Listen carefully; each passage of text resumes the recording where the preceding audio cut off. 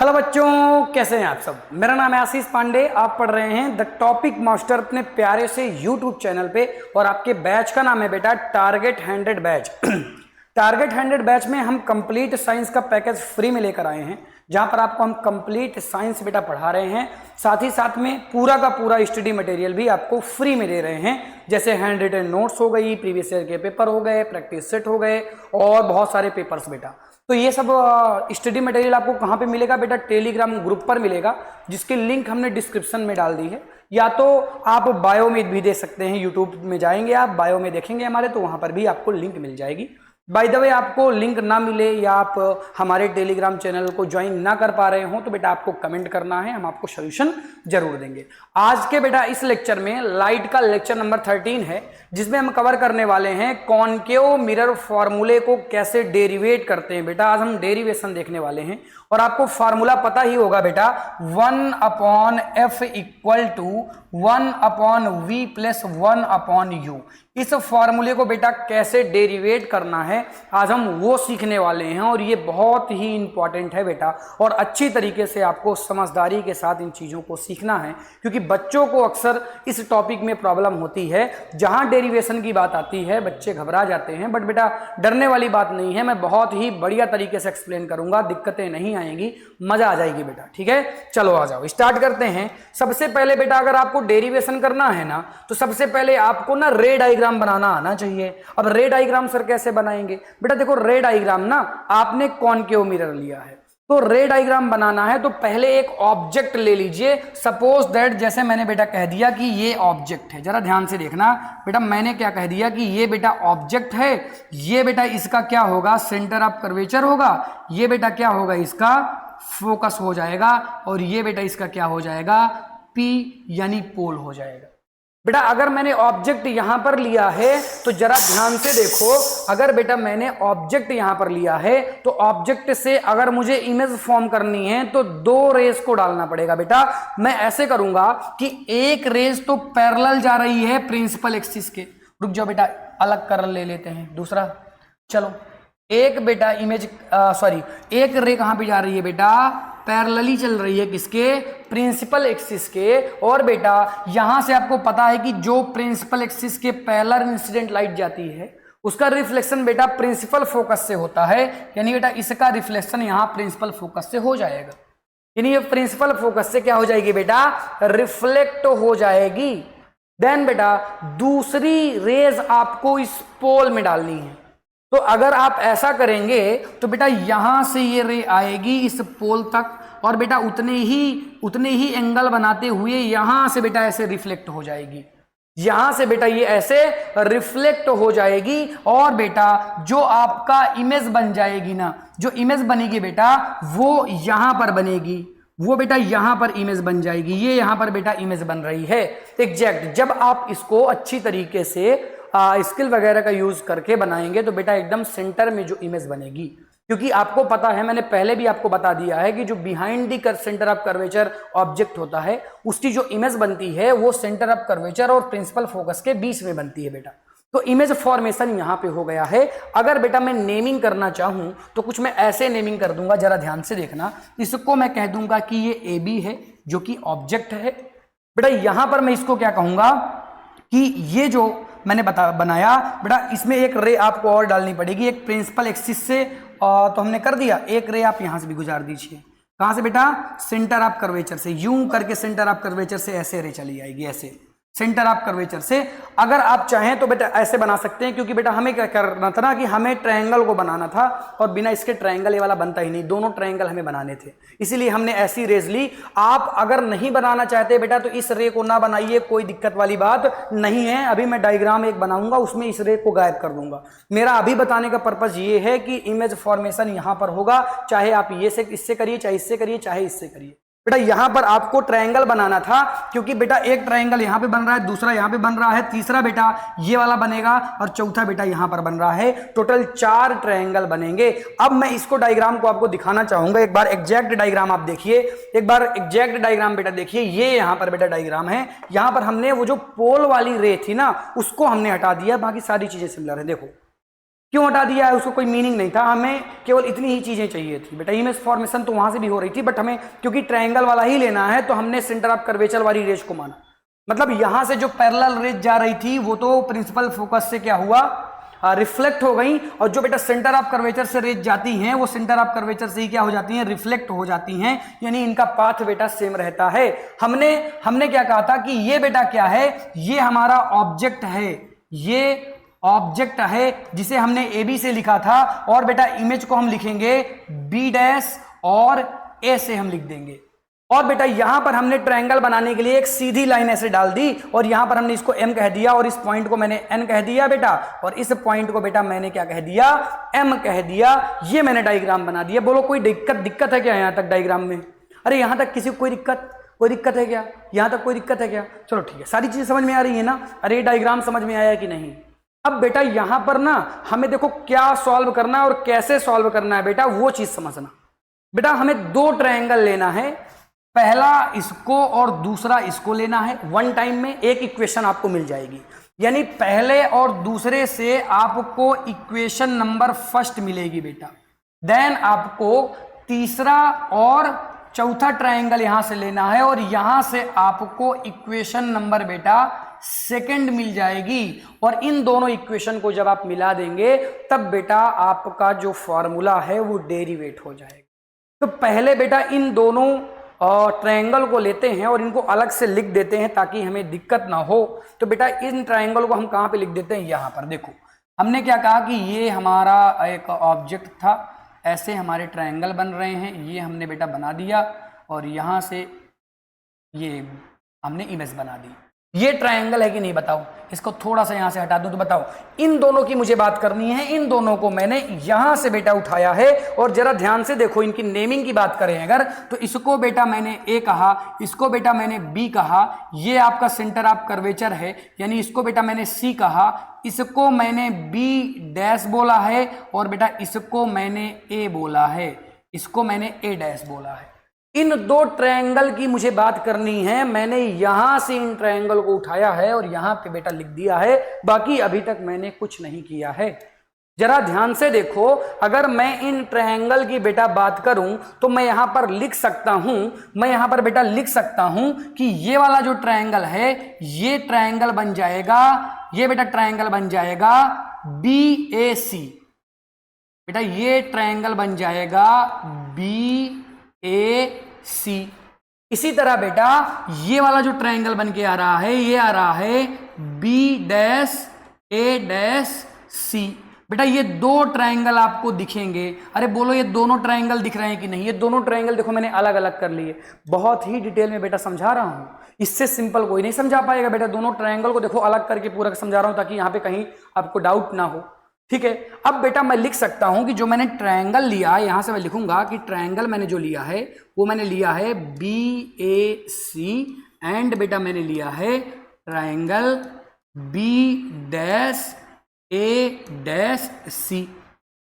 अब अगर इन दोनों ट्रायंगल को देखो तो क्या इनके ये वाले एंगल, ये वाला एंगल बेटा और ये वाले एंगल बराबर होंगे क्या? क्योंकि बेटा ये भी 90 है और ये भी 90 है।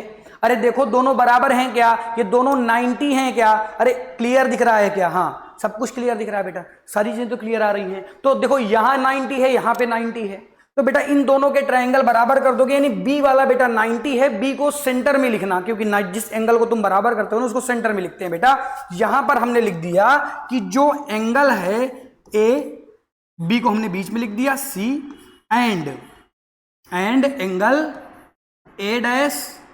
A',B',C। बेटा ये इक्वल हैं किसके? बेटा ये इक्वल हैं 90 के। अरे बोलो ये किसके इक्वल हैं? ये बेटा 90 के इक्वल हो जाएंगे। ये हमने देख लिया बेटा ट्रायंगल से। इसी तरह से बेटा अगर आप देखें तो इनके ये वाले एंगल, देखो जरा ध्यान से देखना बेटा, इनके ये वाले एंगल भी इक्वल होंगे।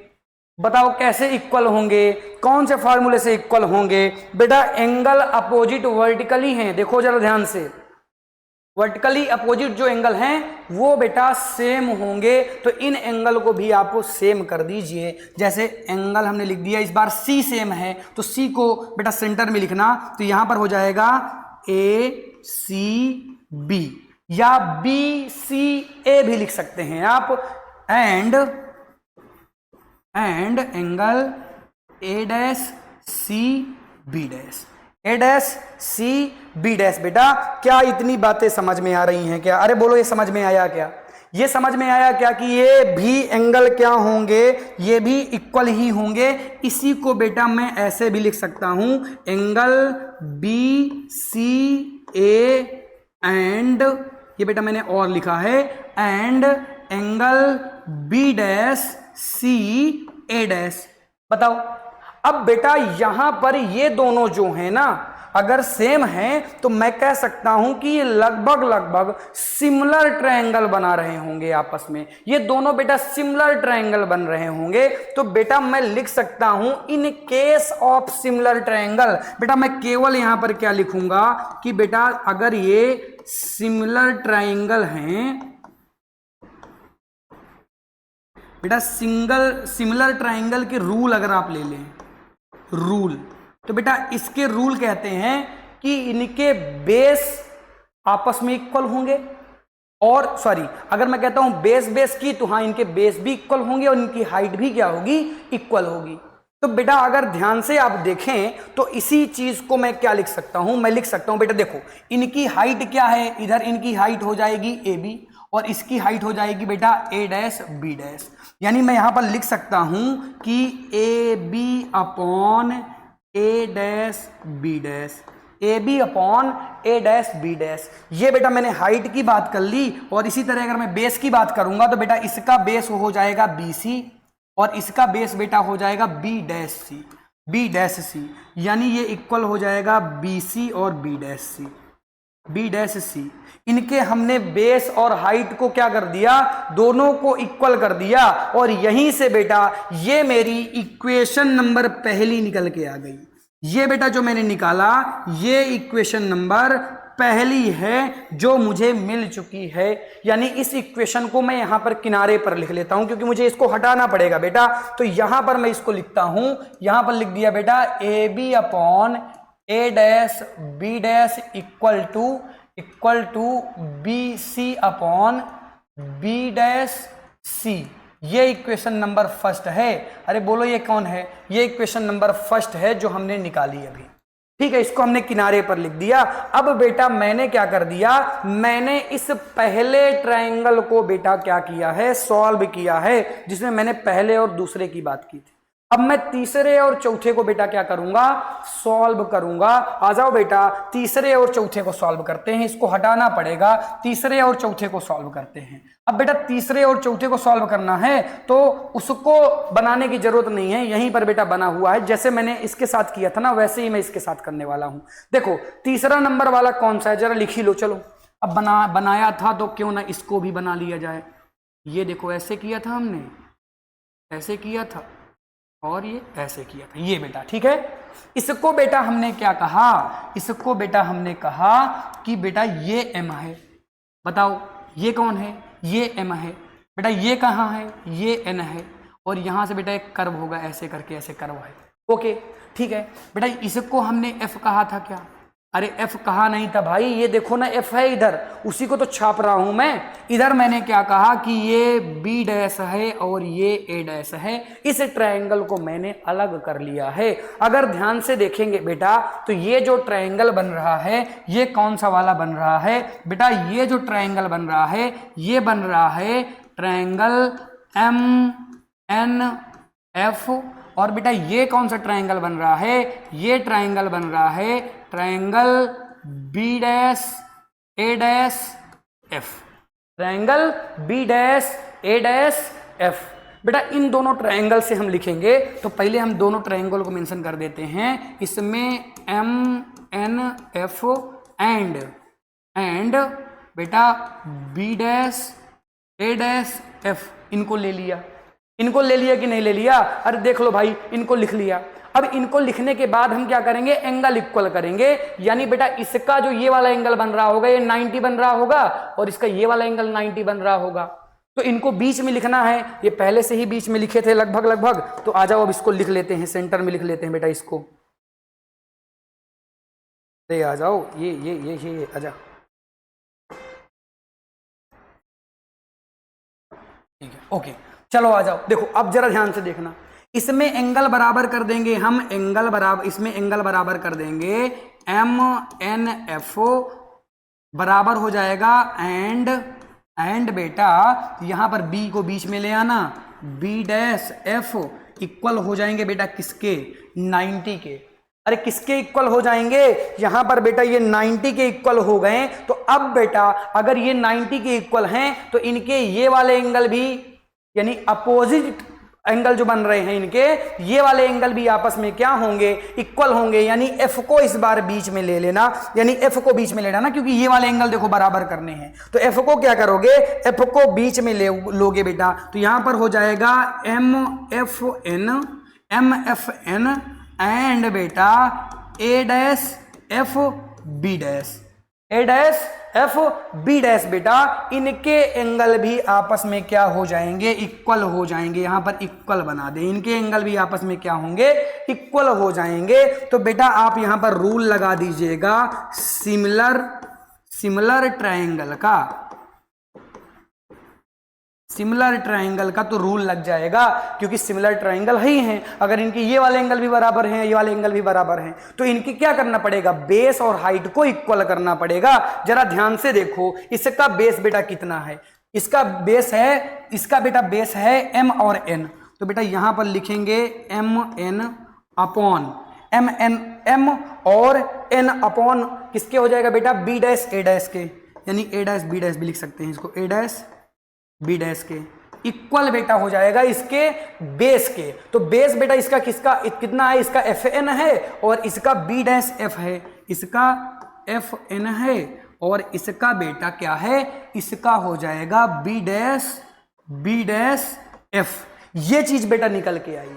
अब क्योंकि यहां पर एक चीज मेंशन करना है, क्योंकि यहां पर जो बेटा एम एन है ना, वो इक्वल हो जाएगा एमपी के, वो इक्वल हो जाएगा एमपी के।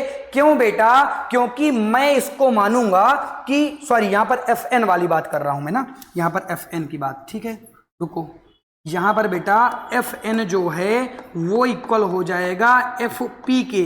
क्योंकि बेटा जरा ध्यान से देखो इस एंगल को, अगर ये जो बीच की डिस्टेंस है ये बहुत ही कम हो, अगर ये बहुत ही कम हो तो f और n के बीच की डिस्टेंस ले लो, या तो f और p के बीच की डिस्टेंस ले लो, ये इक्वल हो जाएगी। अगर ये डिस्टेंस बहुत कम हो बेटा तो ये लगभग इक्वल है। इसको इक्वल ना लिख के इसको ऐसे लिखो कि लगभग इक्वल है बेटा, ऐसे लिखो कि लगभग क्या है, लगभग ये इक्वल है, ऐसे लिखो, रुको इसको बेटा लगभग इक्वल कर दो, इसको ऑन एवरेज ऐसे लिखते हैं बेटा ना, ऑन एवरेज ये क्या हो जाएंगे, इक्वल। यानी बेटा इसकी जगह आप क्या लिख सकते हैं, इसकी जगह बेटा आप क्या लिख सकते हैं, एफ और पी लिख सकते हैं। साथ ही साथ में बेटा एक चीज और देखो, जरा इस डिस्टेंस को देखो, जरा ध्यान से देखो, ये वाली डिस्टेंस और ये वाली डिस्टेंस इक्वल है, यानी यहां पर जो एम एन है वो इक्वल है बेटा ए बी के। अरे दोनों की डिस्टेंस यहां पर इक्वल है, जरा ध्यान से देखो। तो यानी एक तो ये केस हो गया और दूसरा केस बेटा ये भी है कि जो एफ एन है वो इक्वल है बेटा किसके ए बी के बेटा। यानी अब मैं अगर इन दोनों को पुट कर दूं इसमें, तो बेटा यहां से मुझे एक चीज समझ में आ गई, वो ये है कि जो इक्वेशन बन रही है एफ, इसकी जगह मैं क्या लिख दूंगा, ए बी, और इसकी जगह मैं क्या लिख दूंगा, एफ पी। यानी यहां पर मैं लिख दूंगा A B upon A dash B dash equal to F P upon B dash F. ये है equation number second.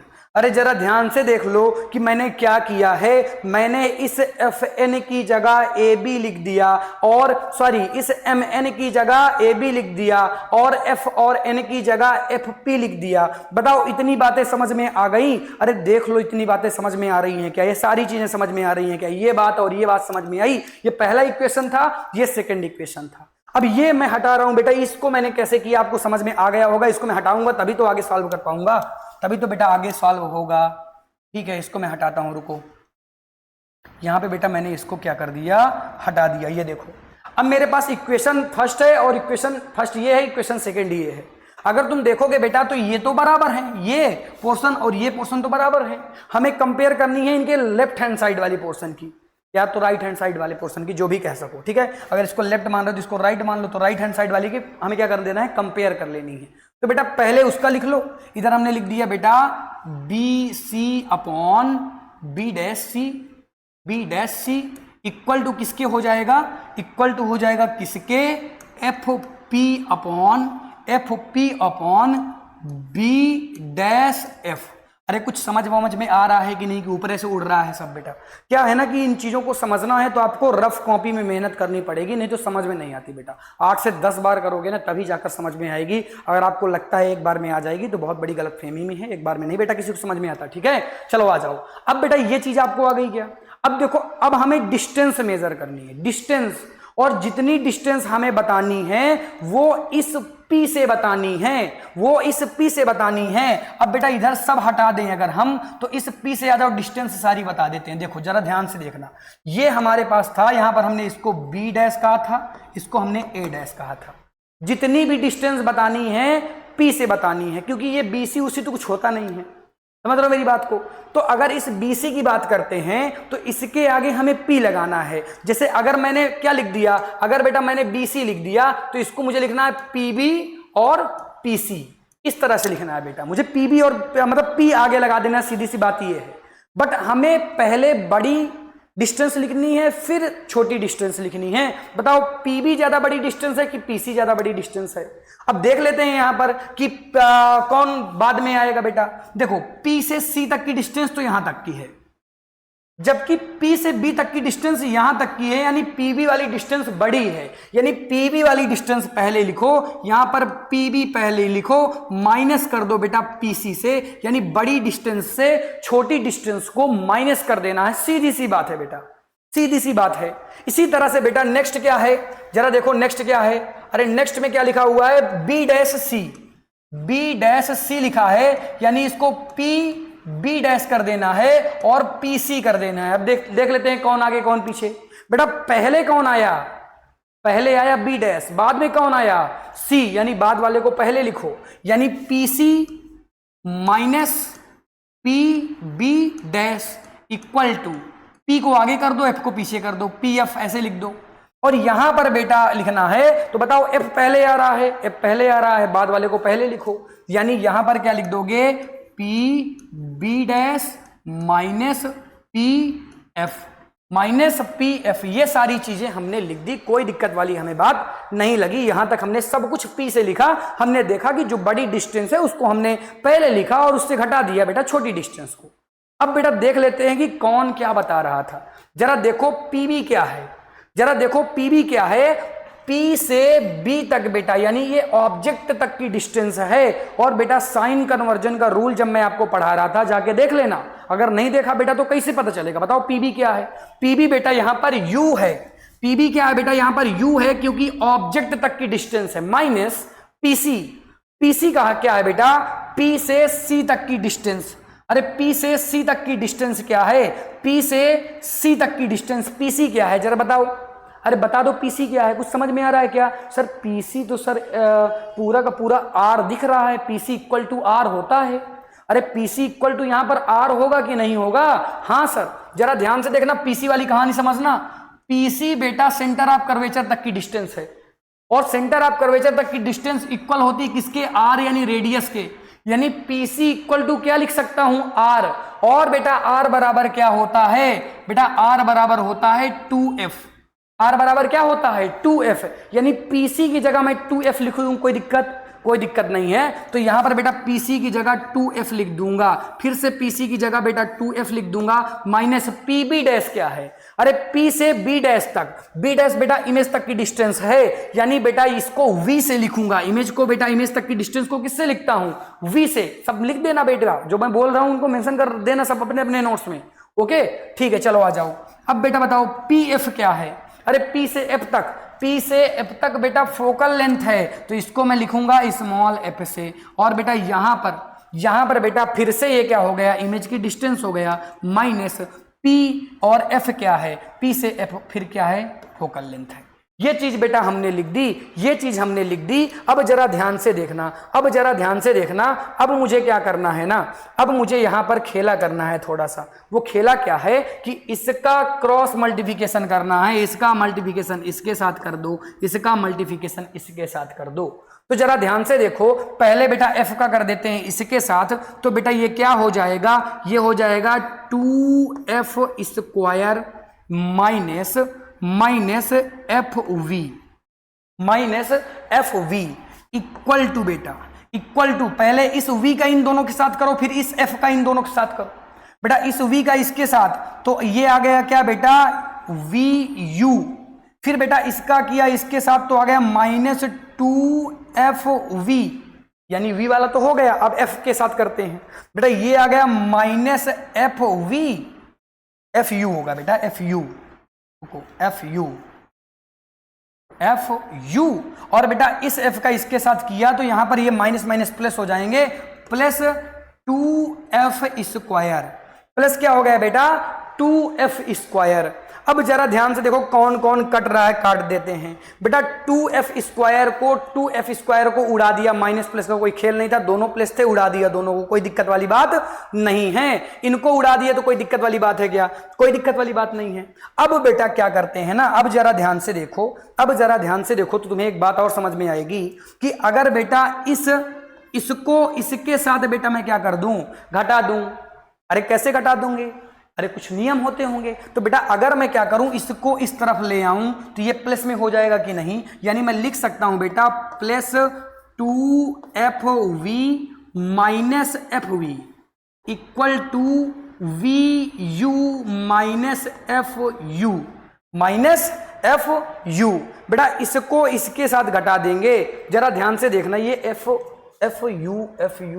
Minus fu, ठीक है, कोई दिक्कत नहीं है, fu, ठीक। अब बेटा जरा ध्यान से देखो, ये यहां से उड़ा तो इसके साथ क्या बचा, जरा ध्यान से देखो, इसमें बचा बेटा fv equal to vu minus fu। अरे इसको देख लो भैया, इसको देख लो, देख लिया क्या, हाँ। अब बेटा क्या करना है ना, इसमें आप केवल क्या कर दें, इसमें बेटा आपको क्या कर देना है बेटा, आपको मल्टीप्लाई कर देना है, मल्टीप्लाई कह रहा हूं, आपको डिवाइड करना है बेटा fvu से, सबको डिवाइड कर दें। तो बेटा आ जाओ, डिवाइड करने के लिए हम कहां पे जगह ले लेते हैं, हम ऊपर ले लेते हैं बेटा, आ जाओ ऊपर, यहां पर बेटा डिवाइड कर देंगे, यहां पर क्या कर देंगे, डिवाइड कर देंगे। आ जाओ बेटा यहां पर डिवाइड करते हैं, पहले इसको लिख लेते हैं, fv upon fvu equal to uv upon fuv minus fu upon fuv।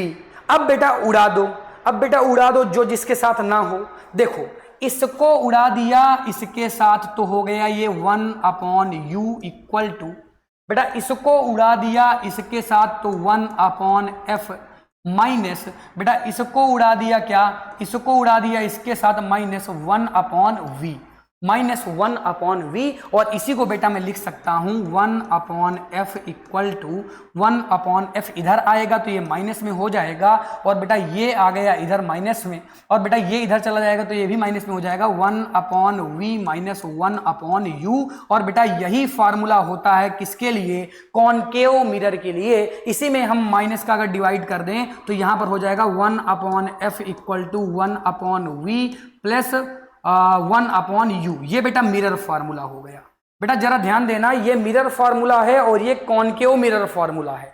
Concave mirror में सब में निगेटिव लगा होगा, इस बात को बहुत ही अच्छी तरीके से याद रखिएगा। और बेटा अगर मैं निगेटिव से मतलब माइनस से ही क्या कर दूं, डिवाइड कर दूं, तो ये सब प्लस हो जाएंगे, ये मिरर फार्मूला हो जाएगा। तो इसको बेटा मैं क्या कहता हूं, ये मिरर फार्मूला है, ये मिरर फार्मूला है फॉर मूला है बेटा, ये मिरर फॉर्मूला है और ये कॉनकेव मिरर फॉर्मूला है। आ जाओ थोड़ा सा इसको लिखो तो मैं डिटेल में समझाता हूं, जरा इसको लिखो। देखो मैंने क्या कहा बेटा, मैंने कहा 1/f equal to 1/-u minus 1/v।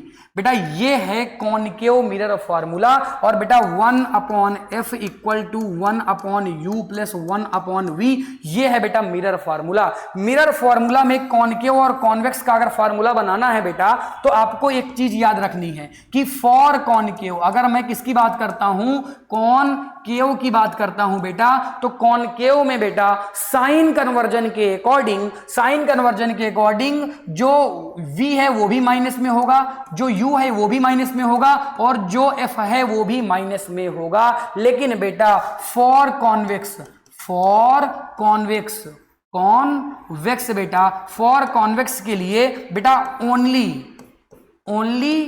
u negative होगा, ओनली u निगेटिव होगा, यानी उसका फार्मूला हो जाएगा 1/f equal to 1/v minus 1/u। ये बेटा किसका फार्मूला हो जाएगा, ये बेटा फार्मूला हो जाएगा कॉन्वेक्स का। तो कॉन्वेक्स और कॉनकेव का फार्मूला कैसे निकालते हैं, मिरर फार्मूला से, साइन कन्वर्जन से बेटा निकालते हैं। साइन कन्वर्जन मैंने आपको डिटेल में पढ़ाया है, अगर अभी तक आपने वीडियो नहीं देखा तो साइन कन्वर्जन का बेटा वीडियो आप जाकर जरूर देख लें। आई होप ये पूरा का पूरा लेक्चर आपको बेटा समझ में आया होगा। बेटा मैंने आपको कोशिश की कि डेरिवेशन मैं अच्छी तरीके से एक्सप्लेन करूं। मैं अब बेटा एक चीज आपको बताना चाहूंगा, डेरिवेशन कभी भी किसी टीचर का आपको समझ में नहीं आ सकता है जब तक उस टीचर के साथ साथ आप स्वयं से नहीं करेंगे और स्वयं से नहीं सीखेंगे बेटा। इसमें क्या है ना, आपको खुद से करना पड़ेगा बेटा, सेल्फ वर्क है खुद का, और बहुत बार प्रैक्टिस करना पड़ेगा, देन बेटा समझ में आएगा, ऐसे समझ में नहीं आएगा।